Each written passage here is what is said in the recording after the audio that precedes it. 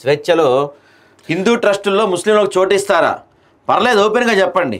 వక్ఫ్పై user నిబంధనలపై సందేహాలు. 100 ఏళ్ల నాటి భూములకు ఇప్పుడు రికార్డులు ఎలా? గుర్తింపు రద్దు చేసే సమస్యలే కదా. వక్ఫ్ కొత్త చట్టంపై కేంద్రానికి సుప్రీంకోర్టు ప్రశ్నలు. కసరత్తు చేశాకే చట్టం చేశానని ప్రభుత్వ వాదన. 73 పిటిషన్లపై మొదలైన విచారణ, నేడు కొనసాగనున్న వాదనలు. ఇక మానవ హక్కుల కమిషన్ చైర్మన్గా షమీం అఖ్తర్ ఉత్తర్వులు జారీ చేసిన రాష్ట్ర ప్రభుత్వం. సో చెట్లు నరికివేతకు అనుమతులు ఉన్నాయా? 1996 నాటి సుప్రీం మార్గదర్శకాలను పాటించారా? తెలంగాణ తరపు న్యాయవాదిని ప్రశ్నించిన బెంచ్, ఉల్లంఘించినట్టు తేలితే చూస్తూ ఊరుకునేది లేదు. సెలవు రోజుల్లో పనులు చేయాల్సిన తొందర ఎందుకు?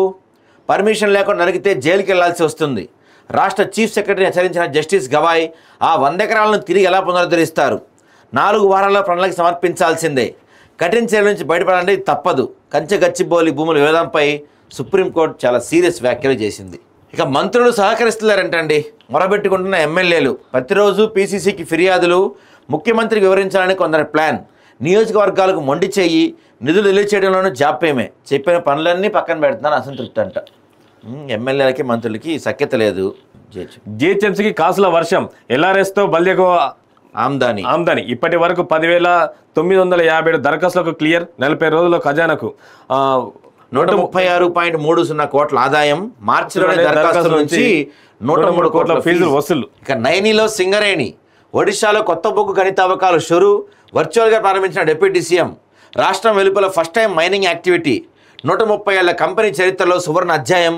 గ్రీన్ ఎనర్జీ 29,000 కోట్ల పెట్టుబడులు. తెలంగాణ రెడ్కోతో అవగాహన ఒప్పందాలు.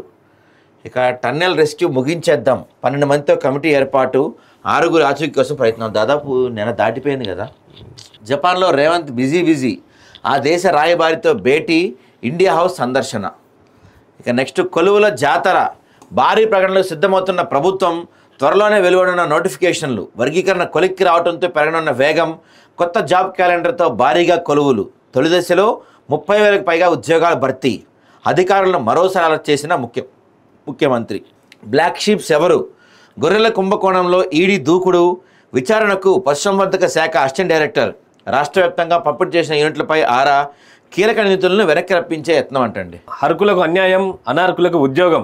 బాధితులకు న్యాయం ఎప్పుడు? నెలలు గడుస్తున్నా సమసిపోని సమస్య. అదిగో ఇదిగో అంటూ 6 నెలల కాలయాపన. ఉద్యోగుల పేరుతో భారీగా బుక్ చేసిన అధికారులు తమకు ఇష్టమైన వారికే పోస్టింగ్లు, సర్టిఫికేట్ వెరిఫికేషన్ చేయాలని ఇప్పటికే హైకోర్టు ఆదేశం.